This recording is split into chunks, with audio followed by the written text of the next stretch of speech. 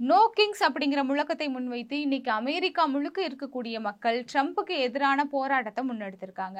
No Kings அப்படின்னா அமெரிக்கால மன்னர் ஆட்சிக்கு சற்றும் இடமில்லை அப்படிங்கிற முழக்கங்களை இன்னைக்கு அவங்க முன் வச்சுக்கிட்டு இருக்காங்க. இந்த போராட்டத்துக்கான காரணம் என்ன அப்படின்னு பார்த்தோம்னா, அமெரிக்க அரசாங்கத்தினுடைய கொள்கைகளுக்கு எதிராக நேரடியான குற்றச்சாட்டுகளை முன்வைத்தும், அந்த அரசாங்கத்துல நடக்கக்கூடிய ஊழல்களுக்கு எதிராகவும், ஜனநாயகம் வேணும் அப்படிங்கிறதுக்காகவும் இன்னைக்கு மக்கள் மிகப்பெரிய போராட்டத்தை நடத்துறாங்க. கிட்டத்தட்ட 2600 நகரங்கள்ல இந்த போராட்டம் நடக்குது. மில்லியன் கணக்கான மக்கள் இந்த போராட்டத்துல பங்கு பெற்றிருப்பாங்க அப்படின்னு போராட்டக்காரர்கள் சொல்றாங்க. 1776வது வருஷம் அமெரிக்கால மன்னராட்சிக்கு எதிராக நடந்த போராட்டத்தை இந்த போராட்டம் பிரதிபலிக்கிறதா அங்க இருக்கக்கூடிய மக்கள் தங்களோட உணர்வுகளை வெளிப்படுத்துறாங்க. அந்த போராட்டக்காரர்கள் என்ன சொல்றாங்க, என்னென்ன கொள்கைகளை அவங்க விமர்சிக்கிறாங்க, குற்றச்சாட்டுகளை முன்வைக்கிறாங்க அப்படிங்கிறத பார்க்கலாம். அவங்க முக்கியமா சொல்லக்கூடிய விஷயம் என்ன அப்படின்னா, ட்ரம்ப் ஆட்சிக்கு வந்ததற்கு பிறகு அதிகார ஆசையில இந்த நிர்வாகம் ஜனநாயகத்தை மீறி செயல்படுது அப்படின்னு சொல்றாங்க. நேரடியாக ஜனநாயகத்தை அச்சுறுத்தக்கூடிய வகைகளை ட்ரம்பினுடைய அந்த அதிகார போக்கு அப்படிங்கிறது இருக்கு.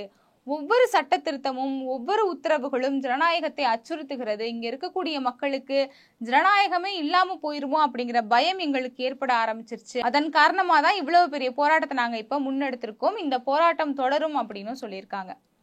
அதுல அவங்க குறிப்பா சொல்லக்கூடிய 1-2 விஷயங்கள் என்ன அப்படின்னு பார்த்தோம்னா, குடியேற்றங்களுக்கு எதிராக அவர் கொண்டு வந்த கட்டுப்பாடு, எதிர்கட்சிகள் ஆளக்கூடிய நகரங்கள்ல ஏதாவது ஒரு சின்ன பிரச்சனை நடந்தா கூட ராணுவங்களை வைத்து அதை சரி செய்யக்கூடிய வேலையை இந்த அரசாங்கம் பார்க்குது அப்படிங்கிற குற்றச்சாட்டுகளை முன் வச்சிருக்காங்க. அது மட்டும் இல்லாம அரசியல் பழிவாங்கல் அப்படிங்கிறது ட்ரம்ப் ஆட்சிக்கு வந்ததற்கு பிறகு ரொம்பவே அதிகமா இங்க நடந்துகிட்டு இருக்கு அப்படிங்கிற குற்றச்சாட்டுகளையும் முன்வைக்கிறாங்க. அது மட்டும் இல்லாம சுகாதார பாதுகாப்பு மானியங்களை ரத்து செய்ததன் மூலியமா ஏழை எளிய மக்களுக்கு ட்ரம்ப் அரசாங்கம் மிகப்பெரிய துரோகத்தை செய்யுது அப்படிங்கிற குற்றச்சாட்டுகளையும் போராட்டக்காரர்கள் முன்வைக்கிறாங்க. சட்டத்துல இருக்கக்கூடிய ஜனநாயக அமைப்புகளை, ஜனநாயகத்தை பாதுகாக்கக்கூடிய அந்த அமைப்புகளை நேரடியா அச்சுறுத்துற வேலையை ட்ரம்ப் பாக்குறாரு அப்படிங்கிற ஒரு குற்றச்சாட்டை அவங்க மீண்டும் மீண்டும் முன் வச்சுக்கிட்டே இருக்காங்க. அது மட்டும் இல்லாம கடந்த அக்டோபர் 1ஆம் தேதியில இருந்து அரசு பணி நிறுத்தம் அப்படிங்கிற ஒண்ணு அமெரிக்கால இப்ப நடைமுறையில இருக்கு. அது ஆரம்பிச்சு கிட்டத்தட்ட 3 வாரங்களுக்கு பிறகு மக்கள் இந்த போராட்டத்துல என்ன சொல்றாங்க அப்படின்னா, இதற்கு பின்னணியில ட்ரம்ப் அரசாங்கம் தான் இருக்கு, அவருடைய கொள்கைகள் தான் காரணமா இருக்கு, அவர் அதிகாரத்தை துஷ்பிரயோகம் பண்றாரு அப்படிங்கிற குற்றச்சாட்டை முன்வைக்கிறாங்க. இவருக்கு எதிராக போராட்டம் நடக்கிறது அப்படிங்கிறது இது முதல் முறை கிடையாது. இவர் ஆட்சிக்கு வந்த கொஞ்ச காலத்திலேயே மக்கள் இவருக்கு எதிராக பல போராட்டங்களை முன்னெடுத்தாங்க. வீதியில இறங்கி போராட ஆரம்பிச்சாங்க. கடந்த ஜூன் மாதத்திலேயே இவருக்கு எதிராக இதே நோ கிங்ஸ் அப்படிங்கிற முழக்கத்தை முன்வைத்து ஜனநாயக அமைப்புகளும் முற்போக்கு அமைப்புகளும் போராட்டத்தை முன்னெடுத்தாங்க. அப்ப நடந்த போராட்டத்தை விட இப்ப நடக்கக்கூடிய இந்த போராட்டத்துல மக்களினுடைய ஆதரவு அப்படிங்கிறது ரொம்பவே பெருகி இருக்கு அப்படின்னு தான் சொல்லணும். அதைத்தான் போராட்டக்காரர்களும் சொல்றாங்க.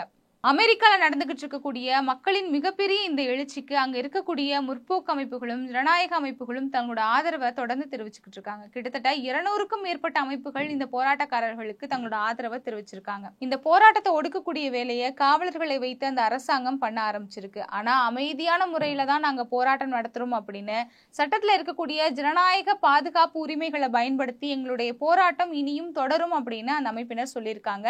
அது மட்டும் இல்லாம அமெரிக்கால மட்டும் இல்லாம ஆஸ்திரேலியா, கனடா போன்ற நாடுகளையும் ட்ரம்புக்கு எதிரான போராட்டங்களை முன்னெடுக்கிறதுக்கான எல்லா ஏற்பாடுகளும் நடந்துகிட்டு இருக்கு அப்படிங்கிற ஒரு செய்தியையும் அவங்க சொல்லியிருக்காங்க. பொதுவாகவே அமெரிக்க அதிபர் ட்ரம்ப் ஆட்சிக்கு வர்றதுக்கு முன்னாடி இந்த அமெரிக்காவை மிகப்பெரிய நாடா மாத்துவேன், இங்க இருக்கக்கூடிய அமெரிக்கர்களுக்கு தான் இந்த அமெரிக்கால இருக்கக்கூடிய எல்லாருக்குமே வேலை வாய்ப்பு வழங்குவேன் அப்படின்னு பல வாக்குறுதிகளை முன்வைத்தாரு. ஆனா அவர் ஆட்சிக்கு வந்ததற்கு பிறகு ஜனநாயகமே அங்க கேள்விக்குறியா இருக்கும் அப்படின்னு மக்கள் சற்றும் எதிர்பார்த்திருக்க மாட்டாங்க. அதனுடைய விளைவுதான் இன்னைக்கு மக்கள் வீதியில இறங்கி போராட ஆரம்பிச்சிருக்காங்க. அதே மாதிரி ட்ரம்ப் ஆட்சிக்கு வந்ததற்கு பிறகு பல நாடுகளுக்கு இறக்குமதி வரிகளை விதிச்சு பல நாட்டோட பொருளாதாரத்தையே கேள்விக்குறியாக்குனாரு. இப்ப வரைக்கும் இந்தியாவை எப்படி ரஷ்யா கிட்ட கச்சா எண்ணெய் வாங்கக்கூடாது அப்படின்னு மிரட்டுறாரோ அதே மாதிரி பல நாடுகளை தன்னோட கட்டுப்பாட்டுக்குள்ள வச்சுக்கணும் அப்படிங்கிறதுக்காக மிரட்டல் விடுத்துக்கிட்டு இருக்காரு. வரிய ஒரு கேடயமா பயன்படுத்தி பல நாடுகளை தனக்கு அடிமையாக்கக்கூடிய வேலையை இன்னைக்கு ட்ரம்ப் பாக்குறாரு. இவ்வளவு எதேச்சதிகார போக்கோட செயல்படக்கூடிய ட்ரம்ப் அப்படிங்கிறவருக்கு இன்னைக்கு தன்னோட மக்களே பாடம் புகட்ட ஆரம்பிச்சிருக்காங்க. வீதிகள்ல இறங்கி அவருக்கு எதிராக போராட ஆரம்பிச்சிருக்காங்க. இதுக்கு முன்னாடி இருந்த அளவை விட நம்ம சொன்ன மாதிரி இப்ப போராட்டம் அப்படிங்கிறது மக்கள் அதிக அளவுல கலந்துக்க ஆரம்பிச்சிருக்காங்க. ட்ரம்ப் உலக நாடுகளுக்கும் தன்னோட சொந்த மக்களுக்கும் செய்த துரோகங்களுக்கு அந்த நாட்டு மக்களே தக்க பாடம் புகட்டுவாங்க. ஏகாதிபத்திய தன்மையோட அதிகார துஷ்பிரயோகம் செய்யக்கூடிய அரசாங்கம் எந்த நாட்டிலையுமே நீண்ட காலமா இருந்ததா வரலாறு கிடையாது. அதற்கு ட்ரம்ப்பும் ஒரு விதிவிலக்கும் கிடையாது.